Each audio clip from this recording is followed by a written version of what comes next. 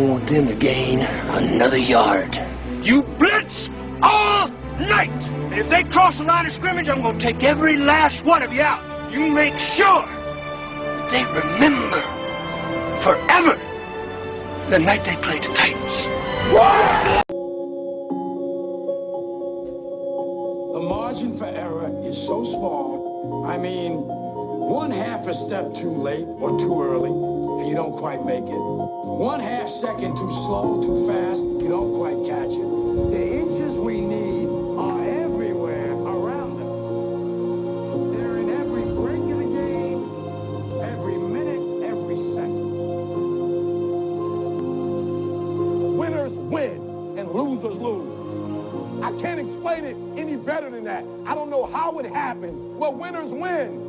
And if you create a culture of losing, if you keep being a victim, if you keep letting losing happen to you, if you keep letting people do you and treat you any kind of way, it's going to become a culture.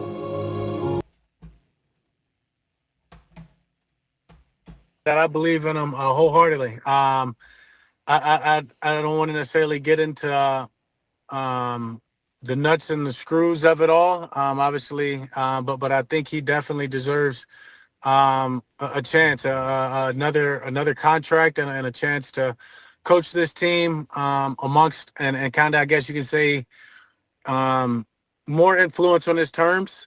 Maybe be a good way to say it. But I wholeheartedly believe in him. The guys won a Super Bowl. I know Jerry's attested to that. There's not many guys or coaches who have done that, and to have one that can do it from experience, and I know how valuable he's been for me. That I believe in. Well, there it is. Dak Prescott would like Mike McCarthy back. It's true. It's true. We talked about it. You know, a buddy of mine, Ultra Cowboys, sent me something. And basically, I know Mike Fisher did a video on it as well. Dak Prescott hints at big move coming up in Cowboys free agency. Dak Prescott knows, of course, it won't be a problem because of the way the contract is structured. What he means by that is it come the beginning of March. I think it's March 6th, March 8th. The beginning of the league, the new league year. Dallas Cowboys will hit levers on CeeDee Lamb's contract and on Dak Prescott's contract. That's going to immediately give them $100 million. $100 million to do as they wish. Now, let's go over it. First and foremost, as I just said, because of the way it's structured, which is, i.e., Dak doesn't have to agree to anything. It's already in the contract. Dallas just has to boop, boop. It's just void years, people. That's all it is. Void years are always in contracts these days. Void years will be pulled. There's no reason not to. It's just because you could have some good bookkeeping. No, you're going to do that. Dallas will have instantly $100 million. That's before any possible post-June 1st releases, which ultimately will give them more money. This is a tricky subject with Cowboy fans. Very touchy subject because we've been waiting. You know, as a lot of content creators have pointed out, it's no surprise what happened this year.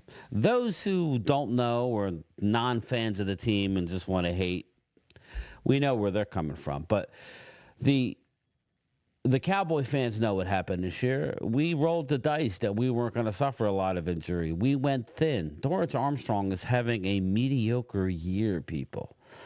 Dorrance Armstrong. Carl Lawson's numbers, and he wasn't even here at the start of the season,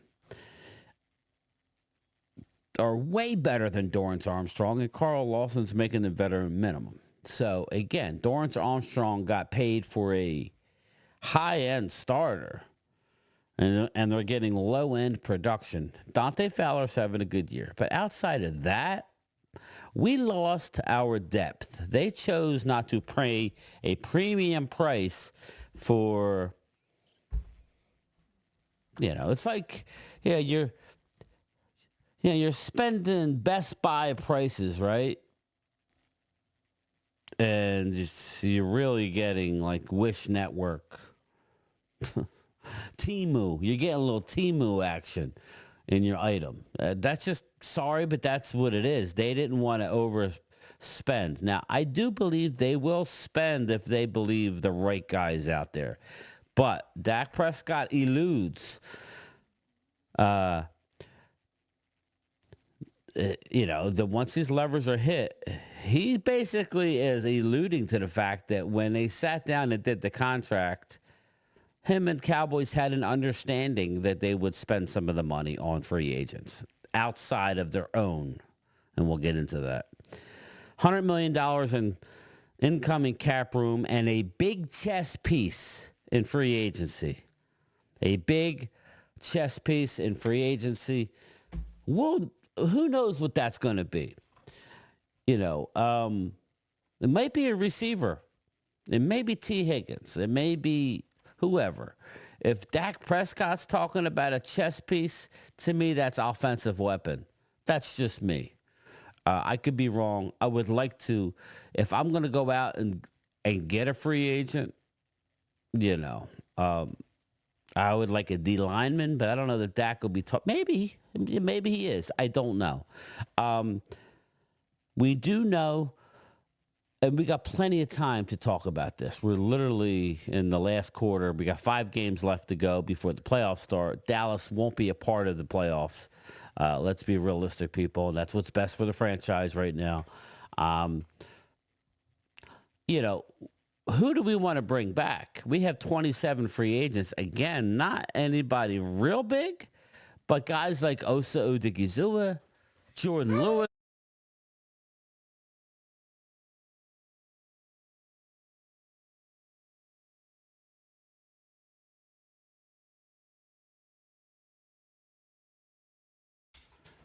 Jordan Lewis, Osa Odigizua, Golston of the defensive end. Those are basically your 3 guys. And I know, some people, I know Brian Broaddus said we can only have one. Well, again, we can have anybody we want. I think you try and be proactive. If you allow Jordan Lewis to hit the open market, he's gonna fetch a pretty penny. He just is. I would try and lock these guys up sooner rather than later. I think Jordan Lewis would want to be a Cowboy. I do believe that, but it's not going to be cheap. Osa, I think you could bring back on a decent, but if you don't think for 1 minute that Dan Quinn is not going to jump on Jordan Lewis and Osa with that horrendous defense they got, you're kidding yourself. They're sitting on a haul of money for next year. Not as much as we'll have, but, we have to also re-sign Deron Bland. And not that we have to, but you got to start looking at contracts. There's no reason to wait until the last minute just because. It makes no sense. Deron Bland and, of course, Micah Parsons, which will save you money in the interim, people. People don't realize, oh, my God, how are you going to afford it? When you sign Micah to a long-term deal, you will save money in the short term. You will be able to spread it out. You'll be able to add the void years. We just have a lot on our plate, meaning we don't know what the front office is doing with the head coach, okay? And that brings me up to my next the point of view. Dak wants McCarthy back, okay? I'm hearing more of a groundswell to keep Zimmer. Well, I liked Zimmer at the beginning of the year. We did not have the pieces in place to run that. And once we suffered any sort of depth injuries, it was a wrap. If you're telling me we're going to go out and get a Jeffrey Simmons or something like that, or, a Vita Vey type of player, or, I wouldn't count on a defensive lineman coming in here year 1. That normally doesn't happen. It just doesn't. It normally does not happen. So, when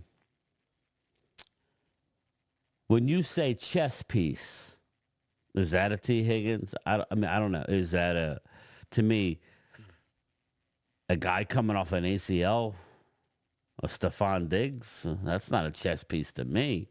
There's no running backs that you're going to go out and get. Offensive line, we have a lot of young guys that are playing. Really love what I'm seeing out of Brock Hoffman and, obviously Cooper Beebe, Tyler Smith's been banged up. I mean, I think Guyton's banged up a lot this year, a lot of penalties.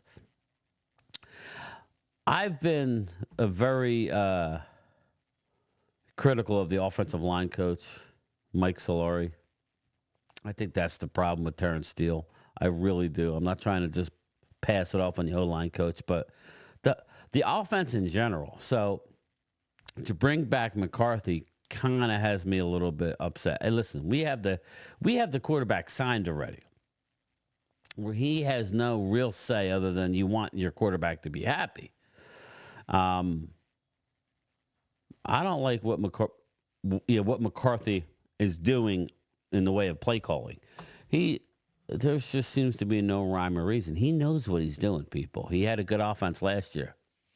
It took him 3/4 of the season to get Kevontae Turpin involved in the game plan, in any kind of substantial way. Now all of a sudden, it's balls to the wall, Kevontae. Well, where was this early in the season? Especially when your running game was not the best because of your offensive line. Come on now.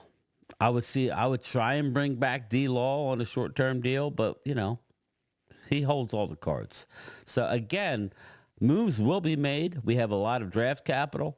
I'm excited for the whole picture, but it's kind of hard to really get a good idea of what's going to happen. But Dak wants Mike McCarthy back. So there needs to me, if you're going to say, Mike, we want you back, but you're going to have to give up play calling, maybe he'll do it. Maybe he won't. He was willing to do it before when Kellen Moore was calling plays. So we'll see. But I want to share this little clip from the speaking on exactly this. Again, I just want to do a quick little look into what they're talking about. Dak wants McCarthy back. Again, going back to the playoff. This year, I don't like what McCarthy's doing, but he's had a rough, short deck. Pause. But last year, I will insist that playoff loss was totally on the defense. Now we're starting to see some chinks in the armor. I mean, Dallas went into Washington and busted that ass. I mean, it's bad. They're not great. The Commanders are not they're good, not great. We beat a good team with a bad team. So, you would have thought that would have been a game that Dan Quinn would have earmarked. The Eagles won. Dallas rolled. I want a defensive coach, but these things are going to happen. What I'm trying to get at is, I don't know what the end goal is for this team. Is it going to be sweeping change? I think these last 5 games are going to be telling. And then when they sit down with Mike McCarthy, they're going to tell him, I'm hoping, that new offensive line coach, you're not going to be calling the plays. We want to hire you. We want to extend you. If he says no, then I would go Mike Vrabel. The more and more I look at this situation, give me a Mike Vrabel with a young offensive coordinator. I think that would be the best course of action. Get yourself a nice, a quality offensive line coach. Shit, bring Bill Callahan in here. I know he's got a job, people, but I'm just saying, that ended ugly and it never should have. He's one of the best outside of Jeff Stoutland, O-line coaches in the league. But again, there's a lot to be done, but Dak saying what he said about, basically, saying a big chess piece. It's not something that we don't already realize what was going to happen. People think I'm ridiculous when I say, that I think they're going to actually make a move in free agency. So I want to listen to a little more of this Michael Irvin. Well, there you go. So you know where Michael Irvin stands. Michael Irvin stands, he wants a new head coach. I'm on board with that. If I had to pick, we may not have the record that you might want to have year one, but you will be setting a foundation for multiple years going down. That's my issue with Dak Prescott. Everybody likes to feel comfortable, you know. He didn't like the change from Garrett to McCarthy, and then had arguably his best year last year under McCarthy. Again, it's not about, it's about discipline. This team lacks a lot of discipline under McCarthy. That's just a fact. He's never been that guy, 18-hour-a-day guy. He's not that guy, people. So we've won a lot of games with Mike McCarthy. I don't particularly like his play calling. I like Mike Zimmer, but I think we could do better. We need a guy who to crank down on these young players a little bit. I just believe that wholeheartedly. That's why, as hard as it is, we only have 5 games left. Looking at the remaining schedule that we have, let me pull it up for you. We've talked about it ad nauseum, but we're going to continue to talk about it. And then we're going to talk about it even more in the offseason. Dallas, here we go. The Cowboys. Share the screen. Boom. We'll go with this one. All right. Right here. This stretch here is where I understand we had an unbelievable amount of losses. You had to find a way to win a couple of these. You went on the road and beat the Giants, played horribly, still won. Arguably our best win of the year, albeit with Justin Fields. We went into Pittsburgh on Monday Night Football and got the win. Lions, we got embarrassed at home. 49ers, it wasn't as close as the score yet again. Falcons wasn't as close as the final score. Eagles, we were playing good for a half, but we can't score a touchdown. You can't win in this league. Texans was ugly. That was actually closer than the score. And then the Commanders, it was closer than the score, and the Giants really wasn't that close. So they've won 2 in a row, but 1, 2, 3. This 5 losses in a row, that was bad, people. So let's see what we have left. Home against the Bengals, at the Panthers. Panthers are playing very, very well. I think we could lose that game. So if we can go 1-1 over the next 2, we could lose them both. But if we can go 1-1, Buccaneers, they're arguably playoff bound. I don't see it. If we lose to the Bengals, I don't see us beating the Buccaneers. Buccaneers are better than the Bengals, aren't they? So let's say we win one of these 3. At the Eagles, that's probably a clinching game for the Birds. That's 1-4. And then the Commander game. The Commanders are probably going to need that game to get into the playoffs. Hopefully we sit people. I'm looking at a 1-5 type situation, or a 1-4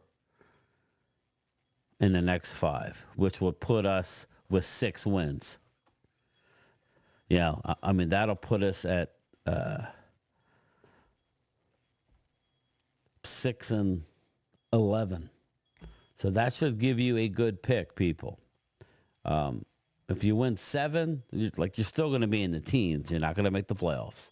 So I think if we get if we run the table for some ridiculous reason and we just miss the playoffs, well, then they're going to bring back McCarthy, and I don't think that's the way to go, people. I think you got to, like Michael's saying, you need a guy. You got to dare to be great. You can't just sit on your laurels in this league. Everybody talks about Mike Tomlin, 20 straight winning seasons. Okay. He hasn't won nothing substantial in forever. So do you want to be comfortable? I guess that's the question. Do Dallas fans, or you just want to be comfortable? Then bring McCarthy back. You won't have that much change. Players like him. He cares about the players. Or do you want to dare to be great? Put it in the comments. Comfortable? Well, then keep McCarthy. Or dare to be great. He may take you 6 games, but more discipline on this team, off the field as well as on the field, that goes into the penalties. This team lacks discipline, which is why we're up near the top of the league in penalties yet again. I think the signs all point towards change. Dak has no choice but to be a part of it, but it is exciting. There's going to be a chess piece. They're going to make some moves in free agency with their own players.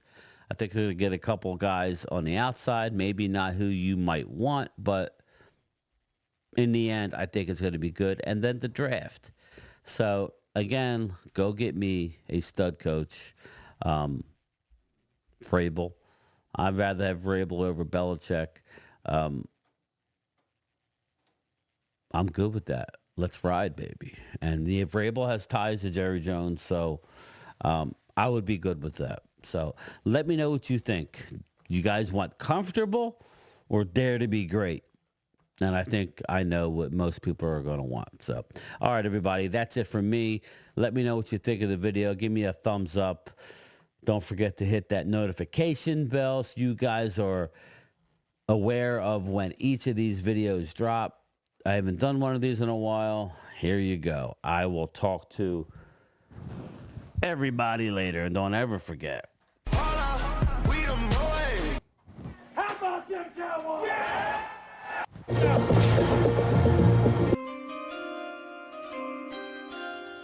Late.